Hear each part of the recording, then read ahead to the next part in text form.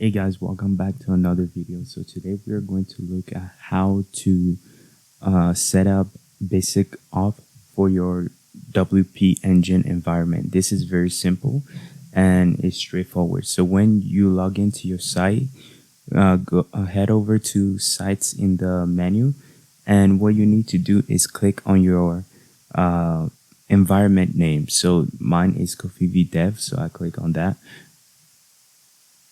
And here, you will look for password protection. This is how you are going to unlock that feature, the basic auth feature. So on the right hand, it says off here. You just toggle that on, and then it will basically switch on. So it will give you a username and a password which you can use to log into that basic auth. So if I click on the